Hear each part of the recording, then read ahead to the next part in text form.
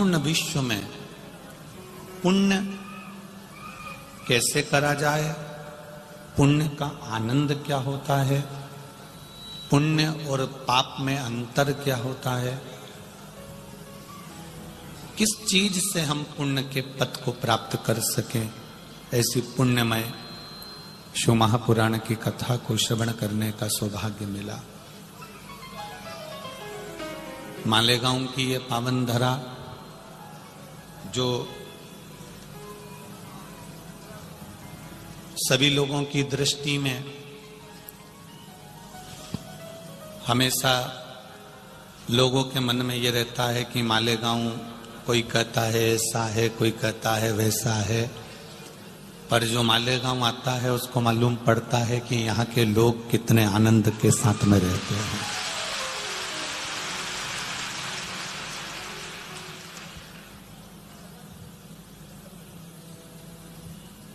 यहाँ प्रत्येक समाज, प्रत्येक धर्म का व्यक्ति, प्रत्येक संप्रदाय का व्यक्ति और प्रत्येक समाज का व्यक्ति सेवा कैसे करता है, लोगों को आदर कैसे देता है, सम्मान कैसे करता है, ये मालेगांव की धरा पर आकर मालूम पड़ता है कि यहाँ का भाव क्या है।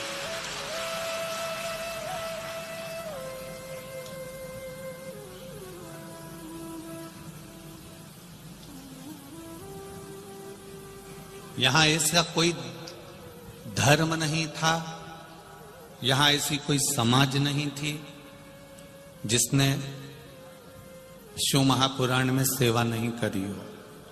हर व्यक्ति ने, हर समाज ने, हर एक बच्चे ने यहाँ पर सेवा करी, प्रत्येक धर्म का व्यक्ति, प्रत्येक समाज का व्यक्ति।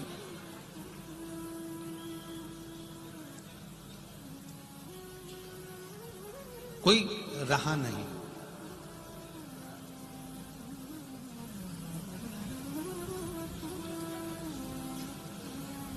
शिव कथा कहती है, भक्ति में जो एक बार सन गया, भक्ति में जो एक बार उतर गया, भक्ति जिसके भीतर समाहित हो गई, फिर वो भटकता नहीं। अभी आभार में आदरणीय दादा भाई भूसे जी कह रहे थे कि यहाँ के लोगों का व्यापार कम हुआ, और वो किस किस चीज का कम हुआ, एक दारू का, मदिरा का, दूसरा मांस का व्यापार कम हुआ।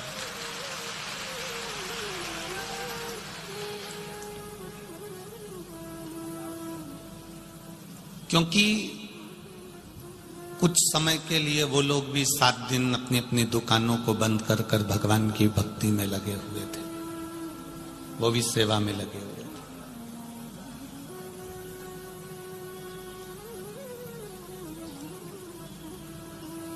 सदन कसाई शालिग्राम भगवान की शिला को रखकर मांस तोलता था।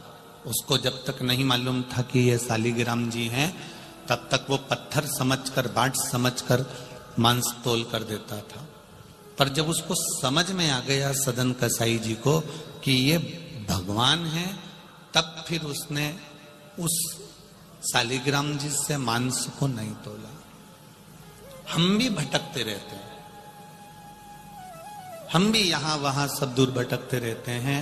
जब तक हमें परमात्मा के चरण नहीं मिलते, तब जब तक हमें मालूम नहीं पड़ता कि ये हमारा है और हम इसके हैं और ये हमको तार देगा, तब समझ में आता है कि यह परमात्मा।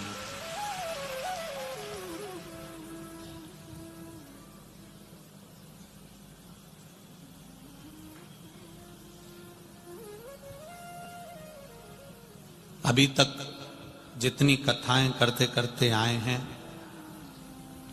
उसमें सबसे भारी और सबसे अधिक श्रोताओं के बीच में यह कथा हुई है बाबा की कृपा से।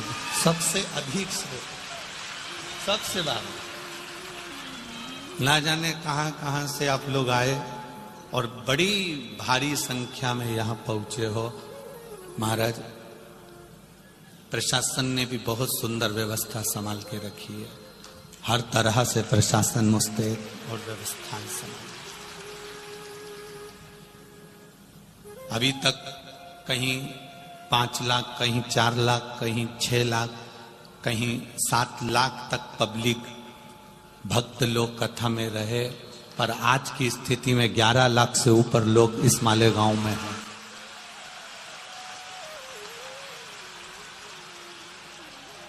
मालेगांव की एक एक दुकान, एक एक गुमठी, एक एक व्यापार का स्थान। कल कथा में हमको जब हम कक्ष में पहुंचे, आदरणीय स्वर्गीय श्री जगन्नाथ जी अग्रवाल जी के घर पर जहां हम रुके हैं, वहां जब हम पहुंचे तो हमने वासु जी से कहा कि बड़ा विचित्र लीला है ये कि टेंट जब पूरा खत्म हो गया और टेंट नहीं लग पा रहा था तो कपड़े के व्यापारियों ने अपनी दुकान की बेडशीट निकाल कर दे दी थी कि पकड़ पकड़ कर बैठ कर कथा श्रवण करें। बेडशीट, कल के फोटो में आप लोगों ने देखा होगा कि बेडशीट पकड़ पकड़ के लोग, कितने धन्य हैं ऐसे व्यापारी जिन्होंने अपनी दुकान की बेडशीटें निकाल कर दे दी कि इसको पकड़ लो और बैठ कर कथा सुनो। ये सुख कहां मिलेगा? ऐसा आनंद जिंदगी में नहीं मिल सकता।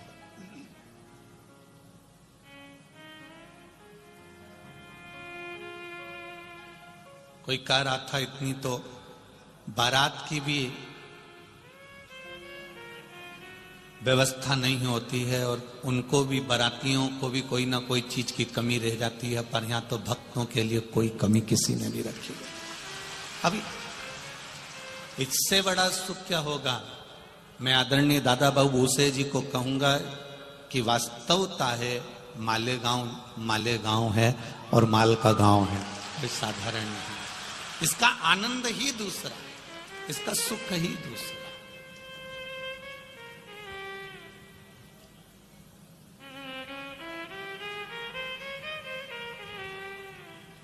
राष्ट्रीय स्वयं संघ के, आरएसएस के कार्यकर्ता, बजरंग दल के कार्यकर्ता, शिवसेना के कार्यकर्ता, विश्व हिंदू परिषद के कार्यकर्ता, हिंदू उत्सव के कार्यकर्ता, दुर्गा वाहिनी के कार्यकर्ता, मारवाड़ी समाज के, अग्रवाल समाज के, महेश्वरी समाज के, जैन समाज के, धोबी समाज के, नाई समाज के, पाटिल समाज के, जितने जितने हैं, जितनी समाज जुड़ी हुई हैं, हम तो नाम लेते रहेंगे तो 2-4 दिन निकल जाएंगे। इतनी सेवा भाव, इतना प्रेम से करा है, इतना प्रेम से करा है जिसका वर्णन। प्रशासन के साथ कदम से कदम मिलाकर चला है राष्ट्रीय स्वयं संघ के कार्यकर्ता, और उन्होंने जो व्यवस्थाओं को साथ दिया है, हर पंडाल में व्यवस्थाओं को जो दिया, बहुत बहुत कोई सहजता नहीं, एक आनंद का विषय रहा, एक आनंद का सुख। भक्ति जब भीतर से जाग जाती है तब परमात्मा को पाने का तरीका अपने आप मिल जाता है। एक बच्चा रो रहा था, घर में मां हलवा सेक रही थी, सीरा बना रही थी। आटा डाला, घी डाला, कढ़ाई को रख और सेकना चालू कर।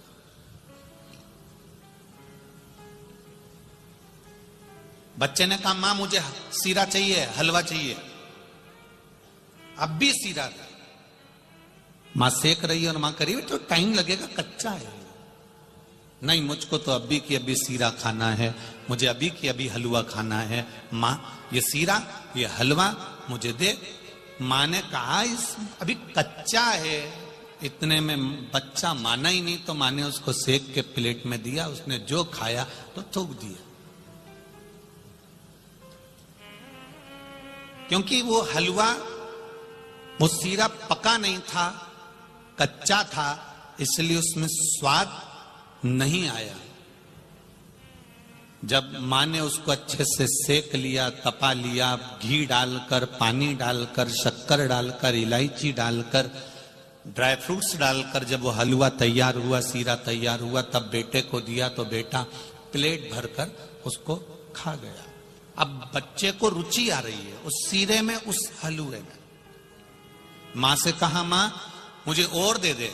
मां ने प्लेट में और सीरा दिया, और हलवा दिया, उसने और खाया। मां मुझे और दे दे। मां ने और सीरा दिया, और हलवा दिया, क्योंकि अब उसकी रुचि उस सीरे में, उस हलवे में इसलिए बढ़ गई क्योंकि वो सीरा, वो हलवा पक चुका था। जब तक कच्चे रहोगे तब तक शिव महापुराण में मन नहीं लग पाएगा। जिस दिन तुम शिव पुराण में पक गए तब तुम्हें वो शिव पुराण का आनंद आना प्रारंभ हो जाए। फिर तुम्हें वो सीरा अच्छा लगने लगेगा, फिर तुम्हें वो हलवा अच्छा लगने लगेगा। इतनी लाखों की संख्या में 10-10, 11-11 लाख। कल एक पत्र आया था, उसमें लिखा था हमारे महाराष्ट्र, हम केवल मालेगांव का नहीं कह रहे, पूरे महाराष्ट्र शासन का पहला कार्यक्रम है जिसमें इतनी भीड़, इतना भक्त पहुंचा है, इतना भक्त पहुंचा।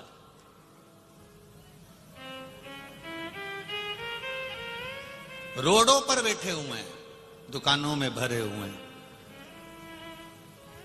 डबल पथवे पर पूरे जनता ही जनता, पूरे भक्त ही भक्त।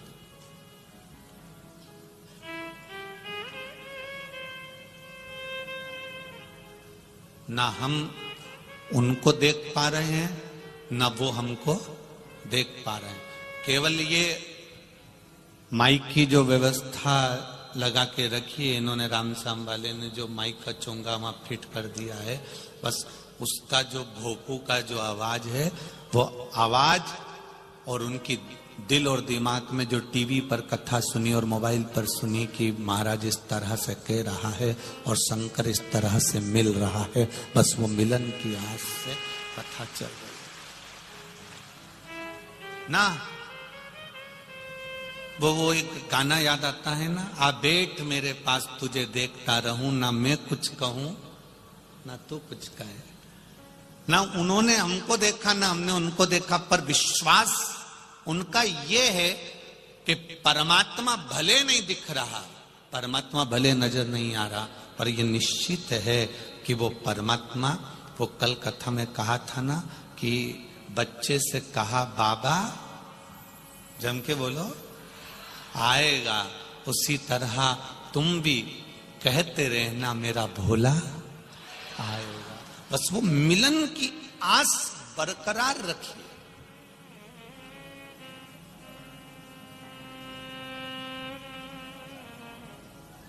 एक पक्षी के लिए स्वाति नक्षत्र की बूंद आती है क्योंकि वो स्वाति नक्षत्र का ही पानी पीता है। सही है, केवल एक स्वाति नक्षत्र का पानी पीता, इसके सिवा वो स्वाति नक्षत्र के सिवा पानी नहीं पीता। जब स्वाति नक्षत्र की बूंद एक पक्षी के लिए परमात्मा को स्वाति नक्षत्र में गिराना पड़ती है और वो बूंद वो पक्षी पीता है तो उसका पेट भर लेता है, फिर अगले स्वाति नक्षत्र का इंतजार करता है। उसी तरह परमात्मा ने पक्षी बनाया तो उसकी प्यास मिटाने के लिए स्वाति नक्षत्र का पानी भी दिया है। और आपके भीतर अगर शिव महापुराण की कथा सुनने का भाव जागृत हुआ है, शंकर को पाने की इच्छा जागृत हुई है, शिव तत्व को जानने की इच्छा प्राप्त हुई है, तो वो शंकर एक ना एक दिन आकर तुम्हारे दुख की घड़ी में जरूर खड़ा होगा, ये निश्चित। आप उसको पुकारो, आप उसको हृदय से, बस केवल दिल से उसको पुकारने का प्रयास करना। थोड़ा सा हलवे को, सीरे को पकाना पड़ेगा, थोड़ा तपना पड़ेगा, थोड़ा कष्ट भोगना पड़ेगा। और जब दुख, कष्ट, तकलीफ आती जाती है तब भजन का बल बढ़ता चले जाता है। एक बात याद रखना, दुख, तकलीफ, कष्ट आता है, क्यों आता है? हमारे पिछले जन्म के पाप को काटने के लिए। दुख आया पूर्व जन्म के पाप को काटने के लिए आया। पर आज के जमाने में लोग सोचते हैं कि दुख आ गया है तो इसको जल्दी से मिटा दूं, ऐसा नहीं होता। एक हाथ कट गया, फोड़ा हो गया, छाला हो गया, शरीर में रोग हो गया, तुम कितनी भी दवाई खा लो, कितनी भी तुम पट्टी करवा लो, कितनी भी क्रीम लगा लो, उस घाव को भरने में थोड़ा 2-4 दिन तो लगता ही है।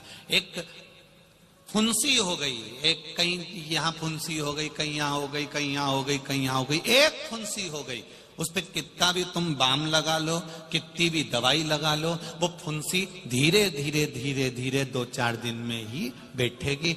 एकदम दवाई खाने से या एकदम इंजेक्शन लगवाने से या एकदम औषधि खाने से वो नहीं बैठने वाली, उसका इलाज नहीं होने वाला। थोड़ा समय दवाई को भी लगता है शरीर को एडजस्ट करने, थोड़ा समय क्रीम को भी लगता है शरीर को एडजस्ट करने में। उसी तरह तुम्हारे दुख को काटने में भी परमात्मा को थोड़ा समय जरूर लगता है, क्योंकि थोड़ा समय लग सकता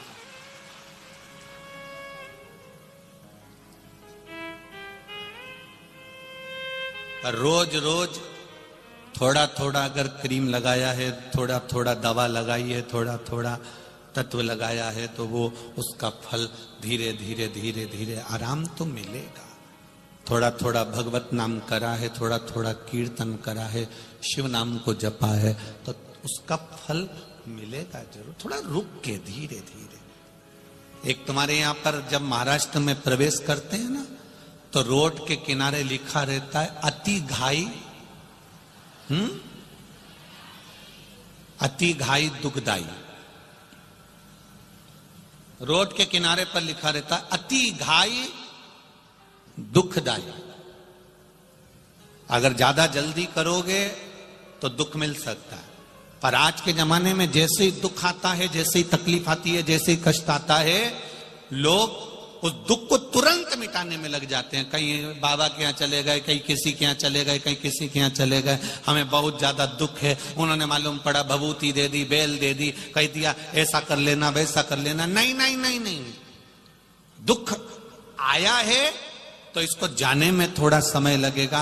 अति घाई मत करना, किसी के चक्कर में मत पड़ जाना। अगर किसी के चक्कर में पड़ गए तो जल्दी के चक्कर में, जब ज्यादा जल्दी होती है तो एक्सीडेंट हो जाता है। जब ज्यादा दुख को जल्दी मिटाने की सोचते हो तो और दुख बढ़ जाता है। इसलिए अति घाई दुखदाई, थोड़ा समझना, थोड़ा समझना। दुख आया है, धीरे धीरे कटेगा। दुख को, तुम्हारे दुख को ना तो सियोर वाला महाराज काट सकता है, ना संसार का कोई महाराज काट सकता है।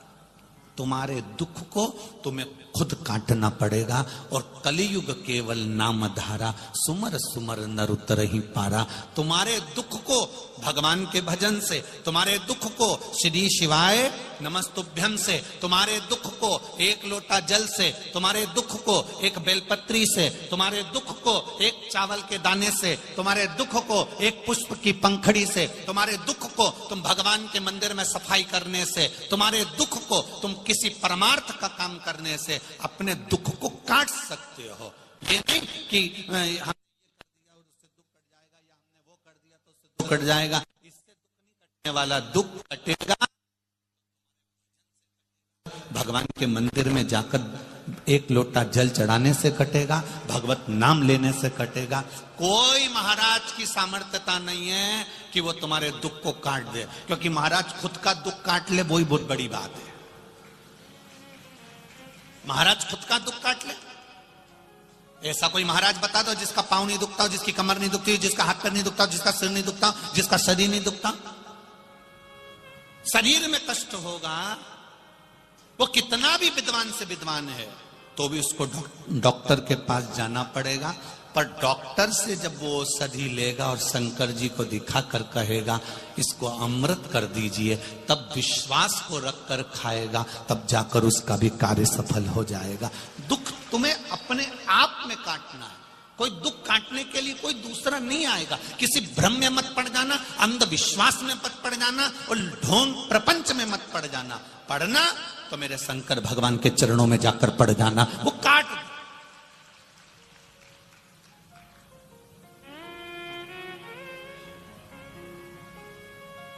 कई लोग कहते हैं गुरुजी इतने सारे महाराज आते हैं, संत आते हैं, कथाकार आते हैं, वो सबसे मिलते हैं। आप क्यों नहीं मिलते हो किसी से? हमसे मिलकर करोगे क्या? हम ना तो कुछ बताते हैं और ना हम कुछ जानते हैं। हमको कुछ आता भी नहीं। केवल ये व्यासपीठ है, ये कुबेरेश्वर बाबा की शिव महापुराण की पोथी है और बाबा का भजन है, श्री शिवाय नमस्तुभ्यम मंत्र है और एक लोटा जल है। बस इतना जानते हैं कि एक लोटे जल को चढ़ाते चढ़ाते जब सियोर वाला महाराज भी यहां तक पहुंच सकता है तो आप भी उस जल के सहारे वहां तक पहुंच सकते हो। किसी का भाग्य लिखना या किसी का भाग्य बताना या आपके जीवन में क्या हो रहा है यह बताना हमारे बस की बात नहीं है। हमें कोई विद्या या कोई सिद्धि हमारे पास में नहीं है। हम तो केवल भगवान का भजन करते हैं और आपसे भी करवाते हैं, क्योंकि दुख कोई दूसरा नहीं काट सकता, दुख आपको स्वयं काटना है। पत्नी का सिर दुखेगा, पति बाम लगा सकता है, पति दवाई लाकर दे सकता है, पर पत्नी के सिर दर्द को पति ले सकता है क्या? बोलो, जम के बोलो, नहीं ले सकता। दर्द उसको ही सहन करना पड़ेगा, दर्द उसको सहना पड़ेगा। जब एक पति पत्नी के सिर दर्द को नहीं ले रहा है, दवाई दे देगा, औषधि दे देगा, बाम लगा देगा, पानी ला देगा, चाय बना के पिला देगा, सब कुछ कर देगा, पर उसके दर्द को पति नहीं ले सकता। पति के दर्द को पत्नी नहीं ले सकती, भाई के दर्द को भाई नहीं ले सकता। पर इतना जरूर हो सकता है कि जैसे पत्नी दवाई खाएगी तो पत्नी का सिर दर्द बंद होगा। अगर आप शंकर के मंदिर जाओगे तो आपका दुख कट जाएगा, ये निश्चित। आप उसकी चौखट पर जाइए, आप उसके दरवाजे पर जाइए, आप उसकी शरणागति पर जाइए, और जब आप शरणागति में पहुंचोगे, उसके भजन में पहुंचोगे, उसके कीर्तन में पहुंचोगे, उसके मंत्र जाप में पहुंचोगे। यहां 7 दिन आप लोग आए हो, 7 दिन यहां पर लोग आए हुए हैं।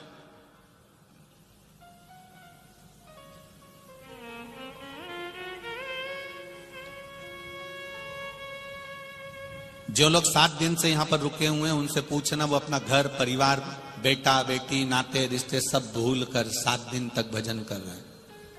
उनको कोई मतलब नहीं, यहां से जाएंगे तब उनको परिवार में फिर पहुंचेंगे तो फिर परिवार की याद आएगी, फिर लगेगा कि हम परिवार में फिर आ गए।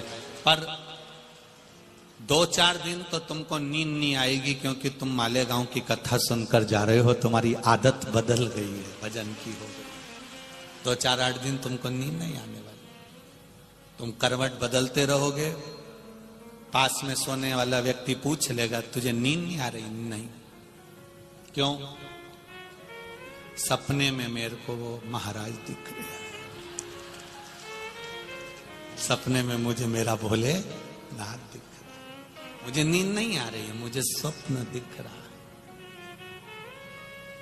खानो नहीं भावे मुझे, पीनो नहीं भावे, दौड़ दौड़ मन सत्संग जावे। जब मुझे बस केवल भगवान की भक्ति नजर आ रही है, केवल भक्ति और कुछ नहीं। भजन का जब बल बढ़ जाता है तब कुछ भी दिखता नहीं। गुरुजी ने पूछा था कौरवों से भी और पांडवों से भी, इस पेड़ पर क्या दिख रहा है? तो कोई के पेड़ दिख रहा है, कोई के पक्षी दिख रहा है, कोई के उसके पंख दिख रहे हैं, कोई के उसके पास फल दिख रहा है। केवल एक था जिसने कहा पक्षी का केवल नेत्र नजर आ रहा है, जिसने एक निशाना बना लिया है कि मुझे अगर दुख आएगा मैं किसी के पास नहीं जाऊंगा। जिसने एक निशाना बना लिया, एक लक्ष्य बना लिया कि मुझे दुख आएगा मैं किसी के पास नहीं जाऊंगी, डॉक्टर को दिखाऊंगी और फिर महादेव के पास जाकर कह दूंगी कि तेरे भरोसे पर दिखा के आई। दुख आएगा, उसको निपटने का तरीका भी आपको आना चाहिए।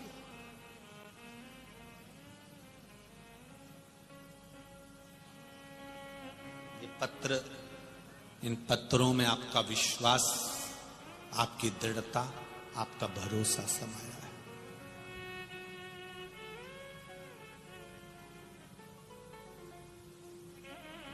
सब कुछ टूट जाए, घर भी टूट रहा हो, रिश्ते नाते भी टूट रहे हो, परिवार भी टूट रहा हो, दुख पीछा पकड़ कर खड़ा हो, फिर भी तुम्हारा विश्वास मत तोड़ना, मंदिर जाना मत छोड़ना। क्यों नहीं छोड़ना? मायके वाले दुख की घड़ी में बार बार आकर नहीं खड़े होंगे, ससुराल वाले दुख की घड़ी में बार बार आकर नहीं खड़े होंगे, पर जिसके दरवाजे पर तुम रोज जा रही हो एक लोटा जल लेकर शंकर भगवान का गुणगान गा रही हो, वो दुख की घड़ी में रोज आकर खड़ा हो सकता है, वो फ्री होकर। भक्ति पक्की करो,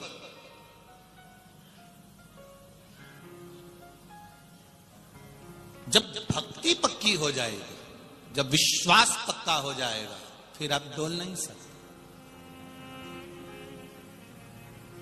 धर्म की जय हो, अधर्म का नाश हो, प्राणियों में और विश्व का कल्याण। ये विश्व का कल्याण तब होगा जब हम किसी ना किसी रूप में, कहीं ना कहीं हम किसी ना किसी रूप में सत्कर्म में लगे हुए।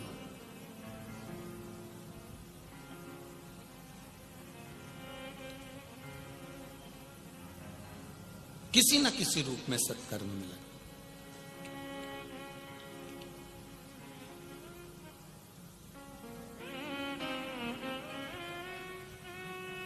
नासिक में कुंभ का मेला भराया, कई बार भराया, आ जाता है 12 वर्ष में कुंभ का मेला। प्रशासन को कितनी व्यवस्था करना पड़ती है उस मेले के लिए। 1 साल पहले मेले की तैयारी चालू हो जाती है। बोलो सही है? चारों तरफ प्रशासन को व्यवस्थाएं करना पड़ती है। उस मेले में भी 10 लाख, 20 लाख, 25 लाख, 50 लाख जितनी पब्लिक जाती है, पर उससे आधा मेला होता है ये शिव महापुराण की कथा का मेला। आधा मेला। यहां छोटे से छोटे व्यक्ति से लेकर बड़े से बड़ा करोड़पति भी इस मेले का सुख भोगता है।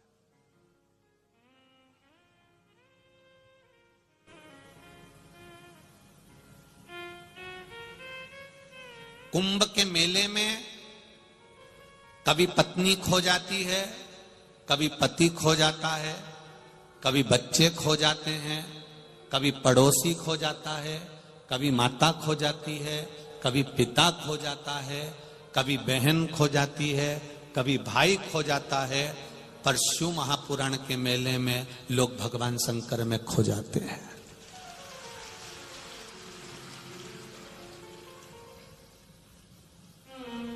यहां शिव में खो रहे हो आप।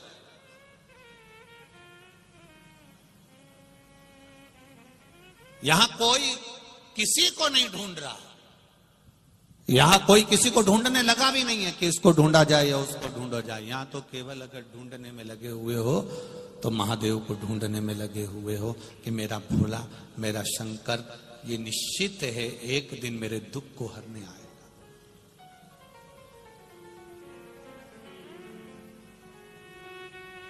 भक्ति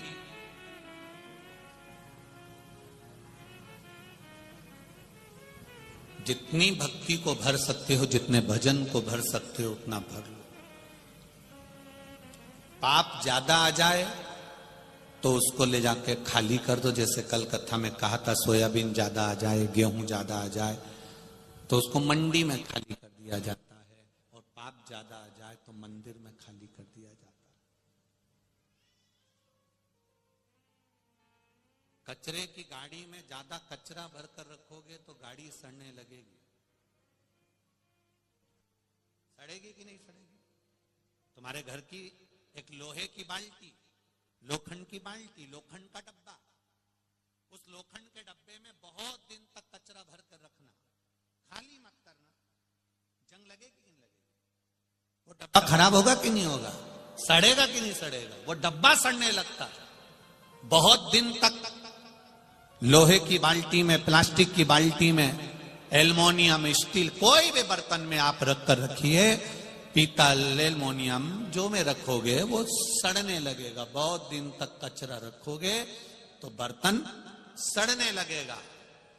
इसलिए इस मन रूपी बर्तन में बहुत दिन तक अहंकार को मत रखना, लोभ को मत रखना, दुश्मनी को मत रखना, कपट को मत रखना, बेईमानी को मत रखना, वरना ये बर्तन सड़ने लगेगा, बदबू मारेगा। बर्तन बदबू मारने लगता है।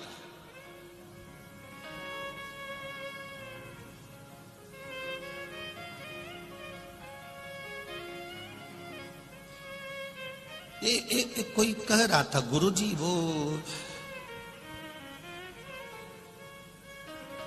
मेरी देवरानी का मन तो बिल्कुल भी कथा में नहीं लगता और मेरा मन कथा में लगता है। मैं टीवी चालू करती हूं और देवरानी कहती है कहां टीवी में लगे हो, कथा में लगे हो। वो टीवी बंद कर देती। एक बात बताओ गुरुजी, घर में दो, एक बहू, एक सास, एक देवरानी, एक जेठानी, इतने लोग रह रहे हैं, उसमें से एक का मन कथा में है या दो का मन कथा में है या दो का मन मंदिर में है या भजन में है और बाकी के लोगों का मन भजन में नहीं है। ऐसा क्यों होता है? ऐसा कैसे हो जाता है? भगवान को सबको एक जैसा मनाना चाहिए ना। जब पति भजन करता है तो पत्नी को भी भजन वाला बनाओ, बहन भजन करती है तो भाई को भी भजन वाला बनाओ, मां अगर भजन करती है तो बच्चों को भी भजन वाला बनाओ। पर ये क्यों भगवान ऐसा करते हैं कि इनको बिना भजन का बना देते हैं, हमको भजन वाला बना देते हैं? हमने कहा ये आज का नहीं है, ये पुराने जमाने का है। आपने पूर्व में कोई अच्छा काम करा होता है तो इस जन्म में तुम भजन में लगे रहते हो, भगवान की भक्ति में लगे रहते हो।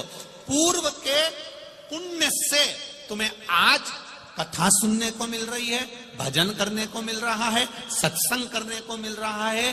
भगवान मौका दे रहा है कि पूर्व में जो तूने पुण्य करा था तो ये मनुष्य का शरीर मिल गया, अच्छा शरीर मिल गया, परिवार अच्छा मिल गया, कुटुंब अच्छा मिल गया, इसको और बढ़ा ले तो तू थोड़ा भजन और कर ले। ये भगवान की कृपा से प्राप्त हुआ है। पूर्व में अच्छे थे तो आज भी तुम अच्छे हो और पूर्व में गड़बड़ थे तो आज भी तुम गड़बड़ हो। और नहीं मानो तो एक प्रैक्टिकल करके देखना। एक डब्बी में हींग, क्या हींग जो सब्जी में डालती हो, अचार में डालती हो, एक डब्बी में हींग रख देना। डब्बी में से हींग रखने के बाद में 2-4-8 दिन के बाद वो डब्बी को खाली कर देना। पानी से धो लेना, साबुन से धो लेना, सर्फ से धो लेना, फिर खोलना सुखाने के बाद। हींग की बदबू जाएगी कि नहीं जाएगी? बोलो बोलो, जम के बोलो। नहीं जाएगी। डब्बी को कितना धोया, साबुन से, सर्फ से, पानी से, गर्म पानी से, पर हींग की बदबू, हींग की खुशबू नहीं गई। उसी तरह पूर्व में जो तुम थे वो हींग की डब्बी भले खाली कर दी, पहले अपन ना जाने क्या थे, कोई कुछ था कोई कुछ था, 84 लाख योनियां काटी हैं, ये हींग की डब्बी ना जाने कितनी बार खाली हो गई। अगर भजन में लगे हो तो समझ लेना वो हींग की खुशबू अभी तक नहीं गई है, वो अभी तक। डब्बी भले खाली कर दी, डब्बी भले धो दी, डब्बी भले साबुन से, सर्फ से, सबसे धोई गई, पर वो हींग की बदबू, हींग की खुशबू नहीं गई।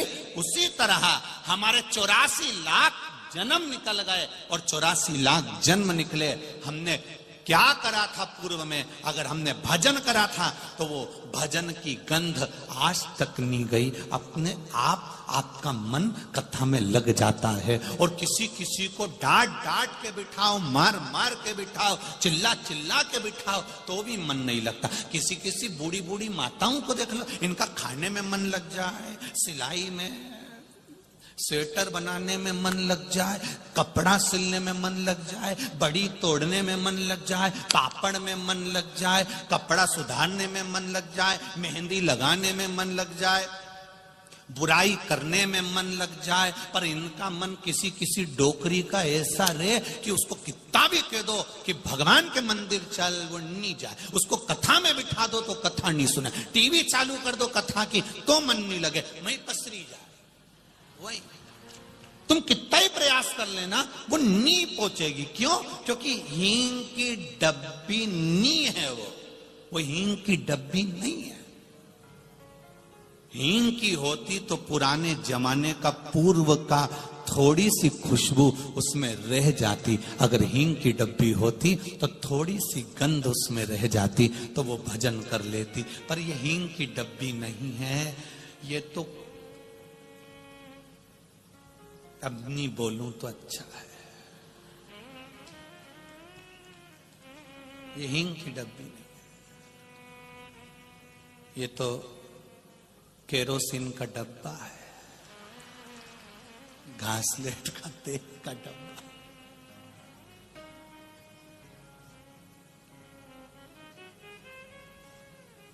घासलेट के तेल का डब्बा देखा तो लग रहा केरोसिन का डब्बा। उसको भी धो दो, साफ कर दो, परंतु उसमें फिर एक गिलास पानी डाल दो तो उसमें 2-4 बूंद ऊपर तैरती हुई अलग से दिखे, ऐसे डोकरी अलग से जाए, ये मिले ही नहीं इसमें।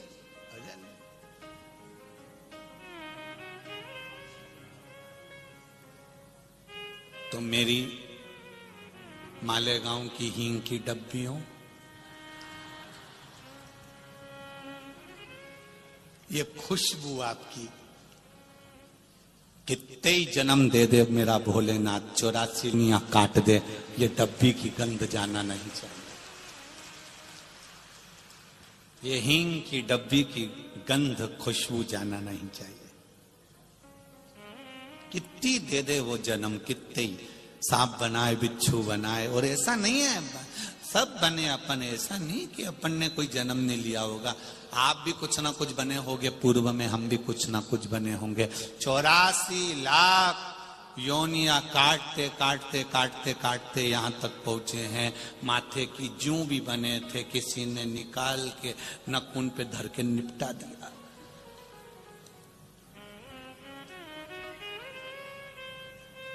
गेहूं सोयाबीन के कीड़े भी बने थे, धूप में पटक के निपटा दिया। ये तो बने शरीर दिया उसने। इस गंध को समाप्त मत होने देना।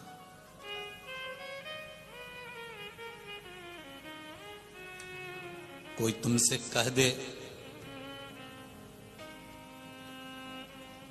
होता है कभी कभी जो मकान बनता है, आपके घर में बाथरूम बनी है, बोलो तो बनी है।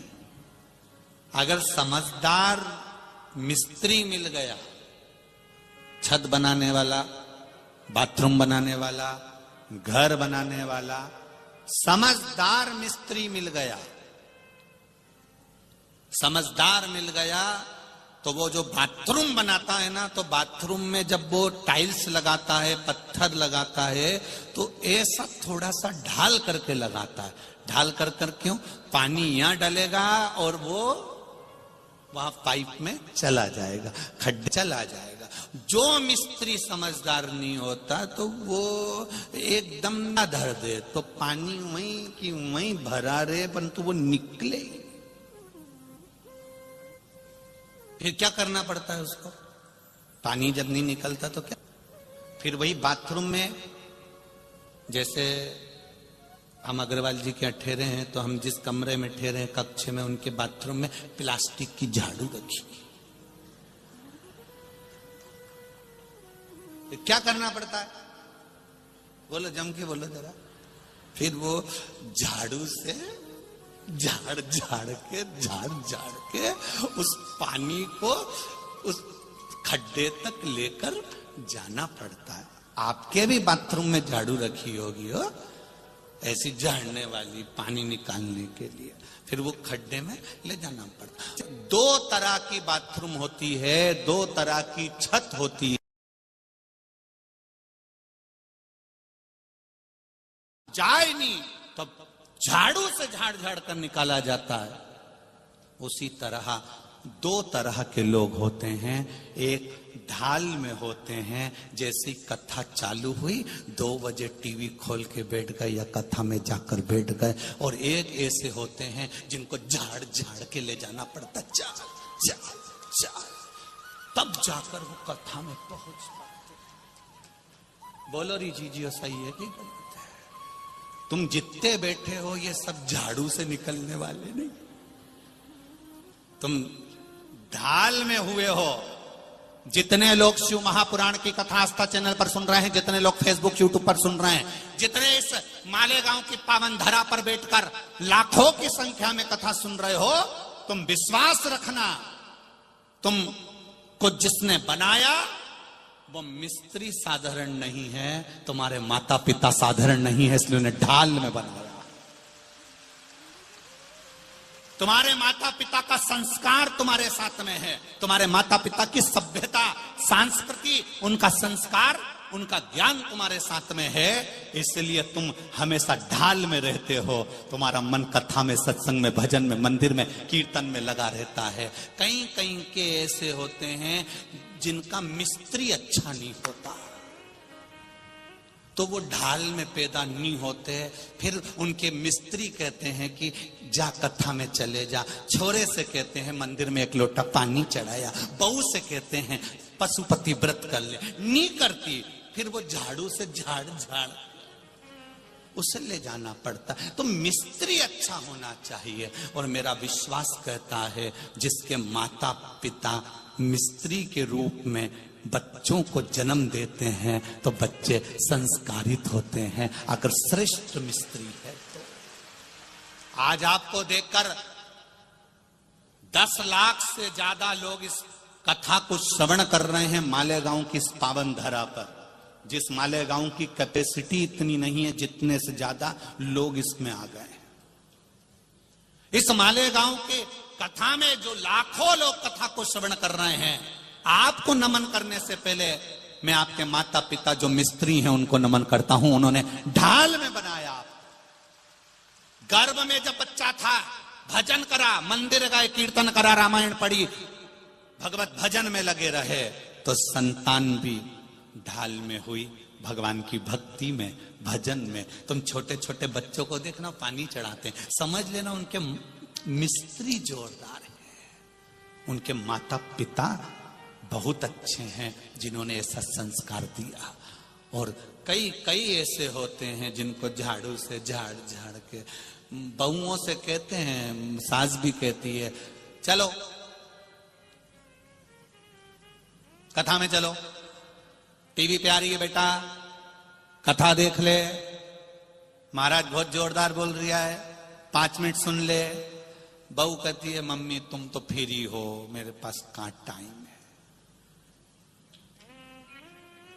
मेरे पास में वक्त नहीं है।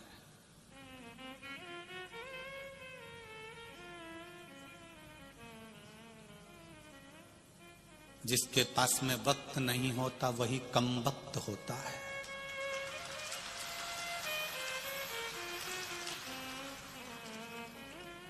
दोनों को अलग कर दो ना, कम वक्त। तुम्हारे पास में भी टाइम नहीं है तो तुम भी,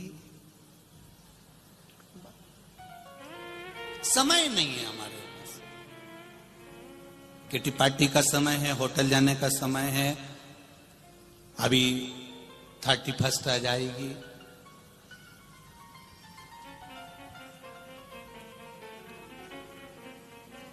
समय है, पर भजन का समय नहीं। साधु वार्ता, आपके नजदीक में अगर कोई देवालय है, शिवालय है, शंकर भगवान का कोई शिवालय आपके नजदीक में है, प्रयास करना 2 कदम चलकर वहां तक जाना। ये अंग्रेजी नव वर्ष आ रहा है, हमारा सनातनियों का नया वर्ष तो नूतन चैत्र से आता है, पर फिर भी नवयुवक बच्चे अगर इसको मनाते हैं, करते हैं, हम उनको कुछ रोकेंगे टोकेंगे नहीं, पर इतना जरूर कहेंगे कि अगर मना भी रहे हो तो होटल में और वेसन में नहीं, महादेव के मंदिर जाना और एक लोटा जल चढ़ा कर आना। कोई शिवालय पास में हो, कोई देवालय पास में हो, कोई प्रसिद्ध स्थान पास में हो, कोई तीर्थ पास में हो, तो भगवान की शरणागति में मना, शरणागति में मना।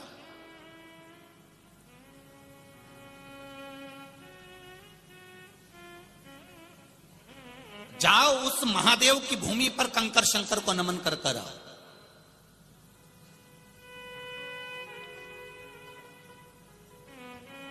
कल सीहोर से फोन था तो कह रहे थे गुरुदेव बहुत भक्त लोग सीहोर आ रहे हैं। हमने कब छुट्टियां लग गई हैं तो भक्तों का भाव है कुबेरेश्वर बाबा को प्रणाम करना, नमन करना। वो भी चाहते हैं कि कंकर शंकर की धरा को एक बार नमन कर लिया जाए तो बाबा हमारा नूतन वर्ष अच्छा करे। ये लोगों का भाव है, हृदय है, चित्त है, ये भक्ति है उसकी, और अविरल भक्ति है उसकी।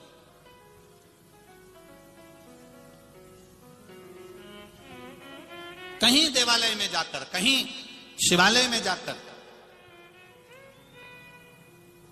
हमने भी जब कथा चल रही है, लाइन से कथाएं चल रही, तो हमने भी ये कहा आशीष जी को, समीर जी को, कि जब 31 रहे उस समय पर बाबा कुबेर भंडारी के चरणों में ये शरीर वहीं पड़ा रहे, ऐसा प्रयास कर कर, इसलिए कथा को भी ऐसा दिया गया कि 29 को यहाँ आज समापन हो जाएगी, फिर अगली कथा 2 तारीख से चालू हो जाएगी। बाबा के चरणों में ये शरीर पड़ा रहे, उसका दिया हुआ शरीर है, उसके चरणों में पड़ा रहे, उसकी शरणागति में धरा रहे, इससे बढ़कर कोई सुख नहीं है। आप ही बनाओ भगवान शिव के चरणारविंद से, भगवान के चरणारविंद में जाकर, देवालय में जाकर, अपने नजदीक में जो शंकर का मंदिर हो, जो शिवालय हो, उसके चरणों में जाकर मनाए। बोल बम का नारा है, बाबा एक सहारा। लोग कहते हैं गुरुजी हम घर में मंदिर बनाना चाहते हैं, हम उनसे कहते हैं घर में मंदिर मत बनाओ, मंदिर में घर बनाओ।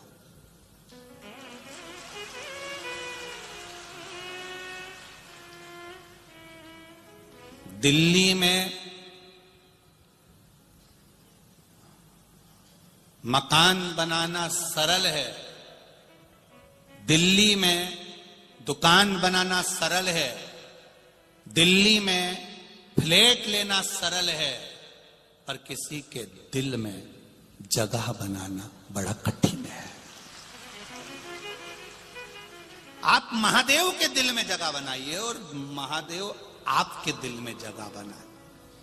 हम हमारे घर में भगवान का मंदिर बनाए ना बनाए, पर भगवान के ये जो घर है आपका, ये घर नहीं है, ये भगवान का मंदिर है। उस मंदिर में तुम्हारा घर है, तुम्हारे घर में भगवान का मंदिर नहीं है।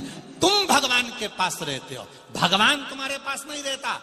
दुनिया के लोग गलतफहमी में रहते हैं, ये मेरा मकान है, मैंने मंदिर यहां बनाया है, ये मेरा घर है, मैंने मंदिर यहां बनाया है, ये मेरा फ्लैट है, मैंने भगवान का मंदिर यहां बनाया है। गलत, बिल्कुल झूठ बोल रहे हो। ये घर मेरे भोलेनाथ का है, ये घर मेरे दत्त का है, ये घर मेरे स्वामी समर्थ का है, ये घर मेरे पांडुरंगा हरि विठल का है। उसमें ये घर, ये मंदिर है, इस मंदिर में भगवान ने रहने के लिए मुझे जगह दी है। भगवान क्योंकि माता पिता हैं, माता पिता अपने बच्चों के सोने के लिए अच्छा बड़े से बड़ा रूम देते हैं, और बुजुर्ग माता पिता छोटे से हॉल में, कमरे में पड़े रहते हैं। भगवान भी कहता है तू मेरी संतान है, तू अच्छे कमरे में रह, मेरे लिए छोटी सी जगह बहुत है, क्योंकि मैं छोटा बनकर रहता हूं, कहीं पर भी आनंद करता रहता हूं, तू सुखी से रह। हमारे घर में मंदिर नहीं है, मंदिर में हमारा घर है।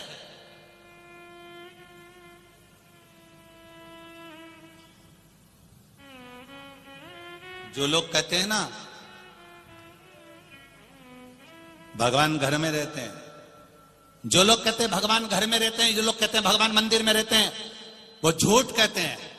भगवान को रहने के लिए मंदिर और घर की जरूरत नहीं पड़ती। भगवान को रहने के लिए निर्मल मन सो मोहि पावा, भगवान को रहने के लिए निर्मल दिल की जरूरत पड़ती है, अच्छे मन की जरूरत पड़ती है। आपका दिल जितना क्लीन होगा, जितना साफ होगा,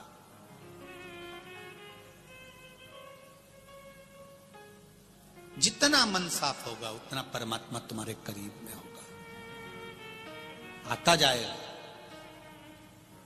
यहां से इस व्यासपीठ से आज विराम का दिन है, कथा के विराम दिवस है। हम तो आपको कुछ नहीं दे सकते, पर इतना जरूर कह सकते हैं, अगर आपने दिल से शिव को अपने दिल में बिठाकर, बिना कपट के, बिना छल के, बिना बेईमानी के, बिना प्रपंच के, कोई प्रपंच आपके जीवन में नहीं, और आपने अगर दिल से कथा सुनी है और वो अगर दिल में बैठ गया, तो तुम्हारे दिल में जितनी जितनी तमन्ना होगी वो आवाज देवाधिदेव महादेव पूरा कर देगा।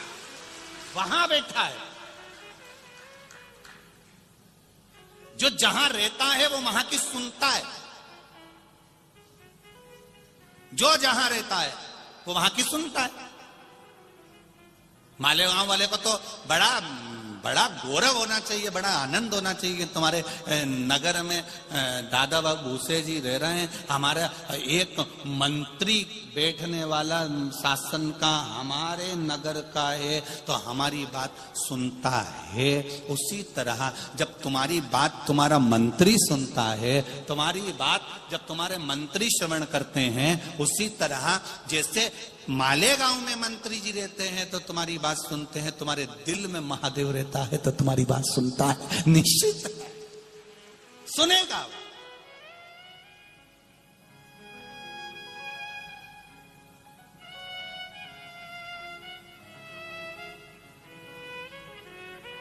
आदरणीय दादा बाबू भूसे जी की धर्मपत्नी माई जी कह रही थी, गुरुजी अब मुझे कुबेरेश्वर धाम आना है। हमने पूछा काहे के लिए आना है? कहा गुरुजी वहां पर बोल के आई थी कि एक बार शिव महापुराण की कथा हो जाए, और बाबा ने इतनी करा दी, यही बाबा को प्रणाम करने के लिए, धोख लगाने के लिए, भोग लगाने के लिए मुझे पहुंचना। दिल से अगर कहा, हृदय से अगर कहा, आप कुबेरेश्वर धाम आते हो, शंकर भगवान तो वहां पर कहीं आपको कोई मूर्ति नहीं मिलेगी, पर कंकर को उठाकर आपने पूजन करा, और पूजन करने के बाद दिल से कहकर उस कंकर को ले जाकर एक साइड में, कहीं एक साइड में उसको रख दिया, कहीं एक साइड में, मत छोड़कर नहीं जाना। कई लोग पूजन कर कर कंकर शंकर की पूजन करके वहीं छोड़ देते, ना ना ना ना। आपने कंकर रखा, पूजन करी, उसको उठाओ और उसको उठाकर एक साइड में ले जाकर रखो, और दिल से उसको कहकर रखना कि मैंने कंकर को शंकर मानकर पूजन करी है, तुझे मैंने अपना माना है, और मेरा विश्वास कहता है कि तू मेरे साथ हर पल हर क्षण रहेगा, हर पल रहेगा।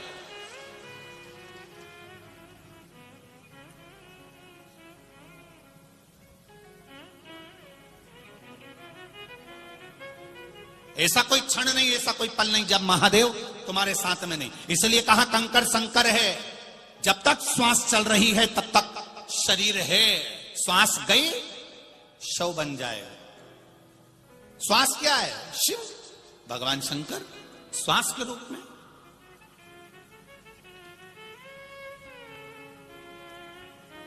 श्वास के रूप में मेरा महादेव रहता है, वायु के रूप में, आनंद के रूप में शिव तत्व हमारे भीतर विराजमान है। वो देता रहता है। चल रही है शरीर में श्वास, प्रसन्न रहना, मेरा महादेव मेरे अंदर थे। वो लोग कहते हैं ना, बड़ा मजा आ रहा जीने में, जीने में महादेव धड़क रहा। मेरा शिव, मेरा ओघड़ी, मेरा भोलेनाथ, मेरा शंकर मेरे साथ में है, हर पल है, हर घड़ी, हर क्षण है। ऐसा कोई पल नहीं गया जब मेरा महादेव नहीं मिला। हरि ओम में ओम समाया है, मेरा भोला नगर में आ। मूल मंत्र का स्मरण कर रहा हूं आपके सम्मुख में बैठकर, आपकी छत्र छाया में बैठकर।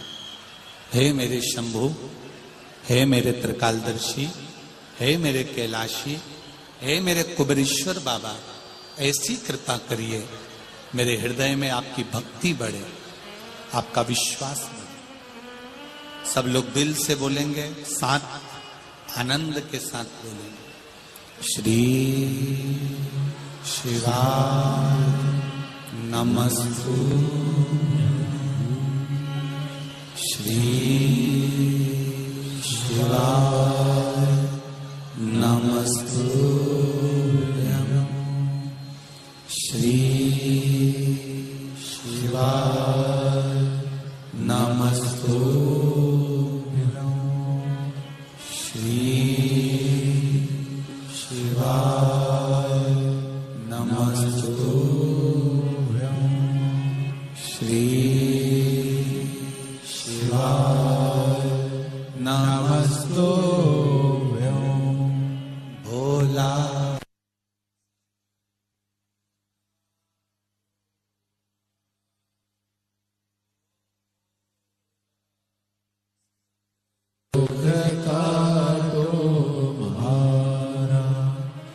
शिव शंकर जपो माला, भोले। दिल से किया गया भजन कहीं ना कहीं भगवत की प्राप्ति करा देता। आप हृदय से, चित्त से, मन से जो कहते हैं वो सुनता है, वो श्रवण करता है।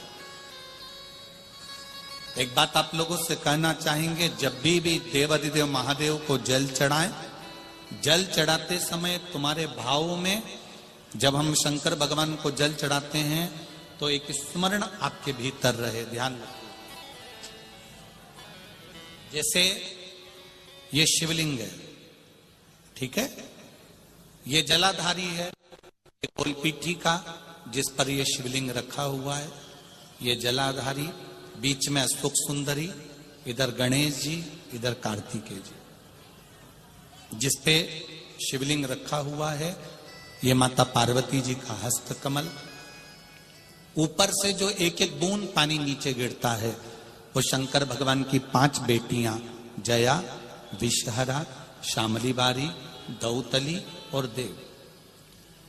जब शिवजी को जल चढ़ाओ, शंकर भगवान को जल चढ़ाने के लिए सबसे पहले गणेश जी वाली जगह पर जल चढ़ाओ, फिर कार्तिकेय जी वाली जगह पर जल चढ़ाओ, फिर अशोक सुंदरी की जगह पर जल चढ़ाओ, फिर पीठिका पर जल चढ़ाओ, उसके बाद में शिवलिंग पर जल चढ़ाइए। जब अपन किसी कामना के लिए अगर जल चढ़ा रहे हैं तो उसके लिए हमको ये ध्यान रखना पड़ेगा। पहले कहां चढ़ाना है? जहां से पानी नीचे गिरता है तो राइट में गणेश जी, लेफ्ट में कार्तिक। जो एक भाग होता है, यहां पर अपन ने जल चढ़ाया गणेश जी को, यहां चढ़ाया कार्तिकेय को, बीच में एक मोटी सी लाइन होती है जहां सुख सुंदरी विराजमान होती है, वहां जल चढ़ाकर और फिर जल को चारों तरफ घुमाने के बाद फिर शिव जी को समर्पित करो। एक बात और याद रखिए, जिन बेटे बेटियों की शादी नहीं हो रही, 30 साल, 32 साल, 35 साल, 40 साल, 28 साल, 27 साल हो गए, उनसे निवेदन है कि जब भी आप देवाधिदेव महादेव को जल समर्पित करें, जल चढ़ाने के बाद शुरुआत भी अशोक सुंदरी से करें और चढ़ाने के बाद में समापन भी शिवलिंग पे चढ़ाने के बाद अशोक सुंदरी पर करें। जब हम कम से कम 3 महीना लगातार अशोक सुंदरी से जल चढ़ाकर, शिवलिंग पे जल चढ़ाकर अशोक सुंदरी पर उस जल की धार का विराम करते हैं तो ये निश्चित है कि बाबा देवाधिदेव महादेव की कृपा से 3 महीने के अंदर विवाह पक्का हो ही जाता है, निश्चित था। शिव को जल चढ़ाकर हम भगवान देवाधिदेव महादेव की आराधना कर सकते हैं। एक सुंदर पत्र आया, देखिए।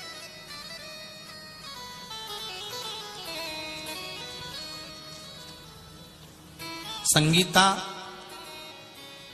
तुकाराम गोत्रे 40 गांव से मैं आई हूं।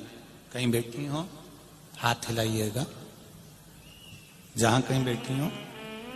संगीता तुकाराम गोत्रे 40 गांव, कहीं बैठी हो तो हाथ हिलाइएगा, जहां कहीं भी बैठी हो दोनों हाथ हिला देना। गुरुजी, मैंने शिव महापुराण की कथा टीवी पे सुनी थी, शिव महापुराण कथा का चमत्कार सुना था। मुझे ये बताने वक्त बहुत खुशी हो रही है कि मेरे पति 12 साल पहले खो गए थे। 12 साल पहले किसी को बिना बताए घर से चले गए थे। 12 साल से उनका पता नहीं था, किसी को भी नहीं मालूम था कि वह कहाँ चले गए। पुलिस प्रशासन में भी लगाया गया, फोटो उनके जगह जगह लगाए गए, सब ने ढूंढा पर 12 साल से वो नहीं मिले। गुरुदेव, हमने उम्मीद छोड़ दी थी, हमने यह मान लिया था कि वो अब इस दुनिया में नहीं है और उनका सब कुछ समाप्त हो गया।